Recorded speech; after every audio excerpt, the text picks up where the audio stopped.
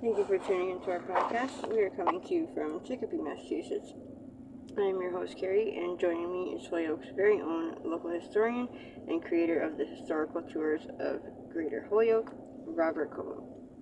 He offers both public and private tours, as well as presentations of the local canal systems, reservoirs, cemeteries, and churches, as well as various parks and streets in Holyoke, South Hadley, and Chicopee, Mass. Now you actually lead these tours and give these presentations yourself, is that correct? And this is part of a larger tour as well. Okay. So today he'll be educating us on his Holy Cross Church tour. So tell us about the early history of the Holy Cross Church of Holyoke, Mass. All right. In 1905, it was thought that the St. Jerome's Church was getting too large, and Holyoke was expanding to great degrees. And the trolley is also going up now, Hampden Street, going up into the highlands and beyond. And it's getting more people living up there. So, a mission church was started in 1905, and their first mass was in St. Patrick's Chapel of St. Jerome's. Then their second mass was in a brick church that had been built only to be a temporary church. It's still there. It's still brick building that's in front of the extremely large Holy Cross Church. And they decided that would be it. It wasn't going to be a larger church with much more, no school, no convent. But it did have rectories. And the first rectories were just buildings that they bought, and it developed from there. So the first priest was John Ivers. He was the priest there for 33 years, from 1905 to 1938. He's buried in St. Jerome Cemetery. He was much beloved by the parishioners of the church. By 1924, they decided to build a new church, and that's the grand church that's there now. In 1927, it was finished. In 1928, it was dedicated. It has a tiny chapel along its side, right in it, and it's a very large church because of the highlands was so heavily populated. Now, when we talk about the rest of this church, you can notice that it's in a beautiful neighborhood, and that's because the highlands was a place that they wanted people to go and build grand homes, and they were showing off their beautiful homes. So when did the larger church get built? Okay, so the larger one came along when the parishioners were getting richer and richer along the way. They decided that, for space reasons, other reasons, we should have a really grand church. They were starting to get a better image of themselves as a people, and felt that they needed something that was enormous and beautiful looking. And both Mission Church and the Grand Church are quite beautiful, and I hope they last. But the neighborhood too is gorgeous. I always thought there was no school was ever built because it's a trolley ride away from the St. Jerome's School that's about 10 blocks to the east, and most of the students would have gone that way.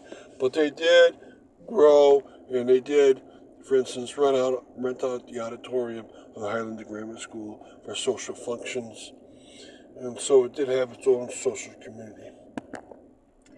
So quickly before we continue with the rest of our interview, just to fill our listeners in, if you want to find out more information or want to sign up for any of his various tours, you can check out his website at holyokecanaltour.org.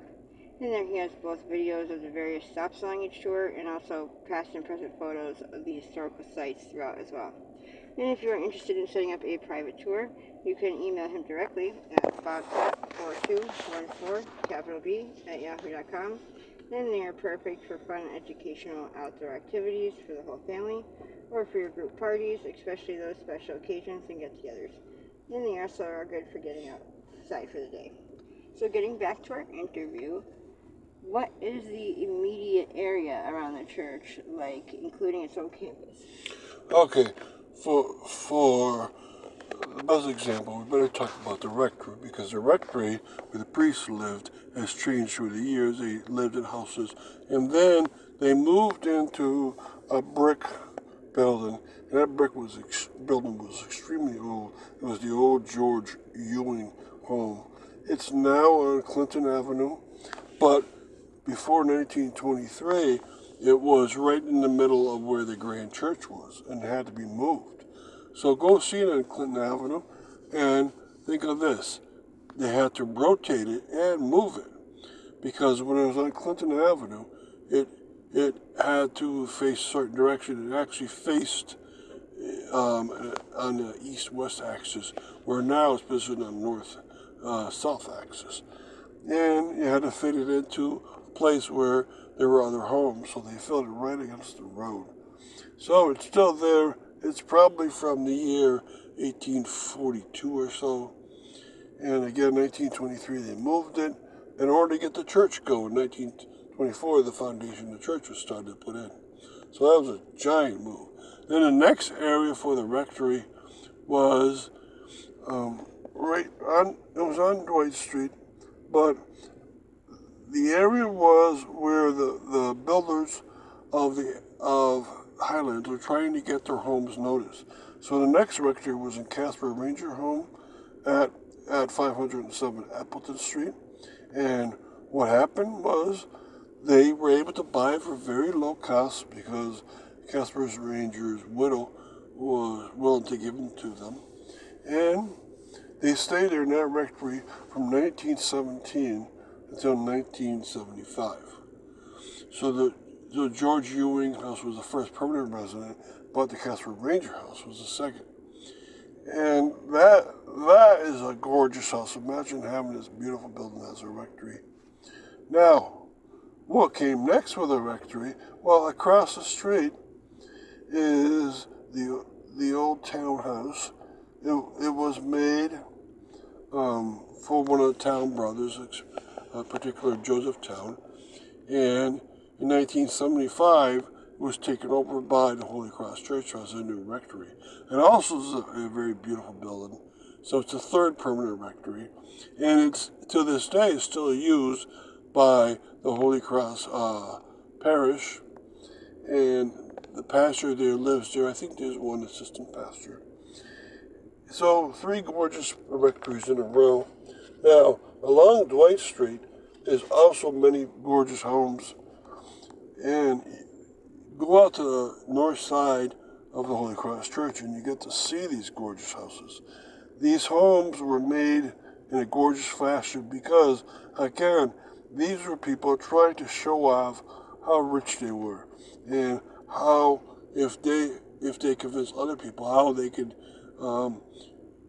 become or live in a house that was like this, right? And it was mostly people that were trying to sell homes too. So the first one is 3 gorgeous ones in a row on the north side of Holy Cross. First one's Michael Clary house to the left, and the family lived there for about 100 years. Then this is the Michael Finn house, where he was a produce dealer on High Street in Holyoke. And then there's the Edward O'Connor house, and Edward O'Connor sold clothes. Now, I told you that they were also trying to sell homes in order to make their contract or business better. And who was that? That was the Michael Finn house, because he was also a bricklayer. So, what has the near past been like, and what is the near future going to be like for the church? All right, about 10 years ago, this is the year 2023, the Mata Della Rosa Church and the Holy Cross Church had to join together. The church is still called Holy Cross Church, but the parish name has changed to Our Lady of the Cross. The church is, of course, based where it is, but the rectory is still being used, but they now have a school attached to it. But that's the Mata Della Rosa School, right? It's now under the campus of the Holy Cross, or Our Lady Cross Parish.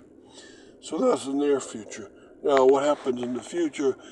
Does Holyoke really need to have I think, 3 Catholic churches, right? They have St. Jerome's, and they have Our Lady of the Cross, and they have Blessed Sacrament. 2 of them closed a couple of years ago, the Immaculate Conception. Now it's under the jurisdiction of St. Jerome's, and the Sacred Heart is also under the jurisdiction of St. Jerome's. So they still have some functions there, but it's mostly been reduced to St. Jerome's, and then the other 2 that have been around, Holy Cross and Blessed Sacrament. Well, I think that probably in the near future, within 10 years, you're going to get reduced to two churches, and which ones will survive, that's hard to predict. Blessed Sacrament has a school, so that probably will survive. St. Jerome's is the oldest Catholic church in Holyoke. That might survive, plus it's in a great area, and it's serving geographically the downtown section. Holy Cross might be the one that loses out next, and the congregation or the amount of parishioners has decreased in amount, where the other 2 churches haven't really. Well, thank you, Robert, for educating us on your tours, and we want to thank our listeners for tuning in. And you can also tune into a large selection of our other podcasts and much more at his website. Again, that's holyokecanaltour.org. And again, you can email him directly for private tours or to inquire about anything else at bobcat4214, capital B, at yahoo.com. And be sure to keep an eye out for his upcoming 2024 season tours and more as they become available.